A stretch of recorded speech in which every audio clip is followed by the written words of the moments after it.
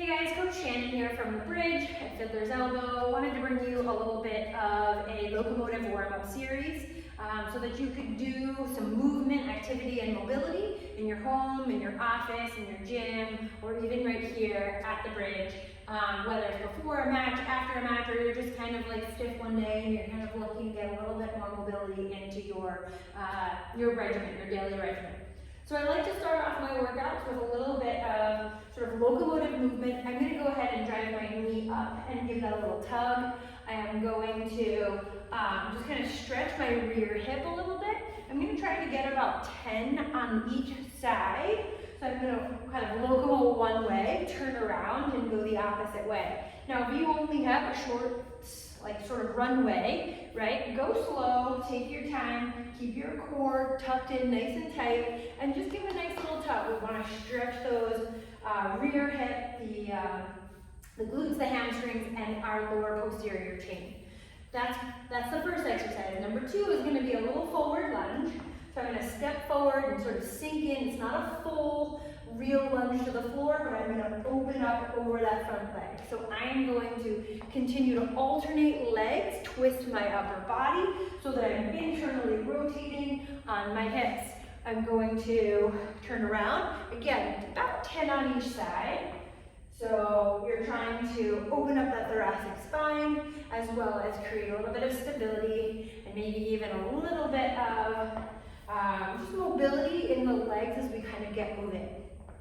Number 2. Number 3, we're going to go figure 4. Now, if you can't do this, it's totally fine. You can do this sitting down. You don't have to locomote. But what I like to do is a little figure 4. So I'm going to draw one leg up, try to lock it over my knee, and just sort of sit into that, creating almost like a standing but seated position. So I'm going to open up that hip crease. I'm going to take a couple of steps, and I'm going to do it on the same side, the opposite side. So again, a couple of steps.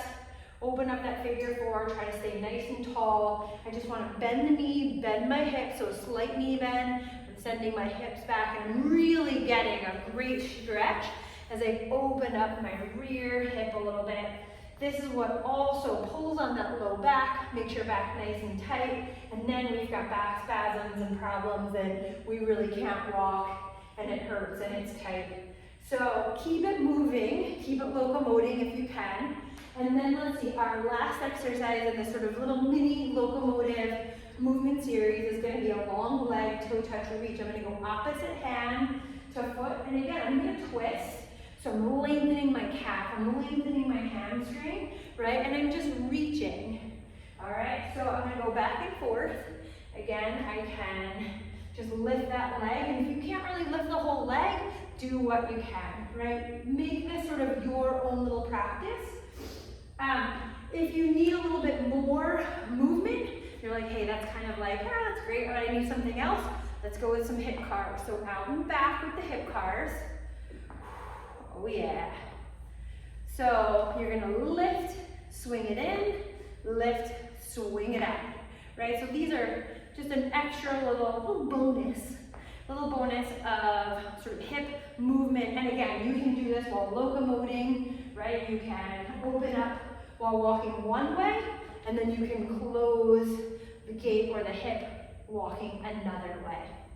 Okay, so there's a little bit of a nice and easy, maybe 5-minute, maybe not even that long, locomotive series for movement, really to warm up sort of that lower posterior chain, hips, quads, glutes, hamstrings, calves,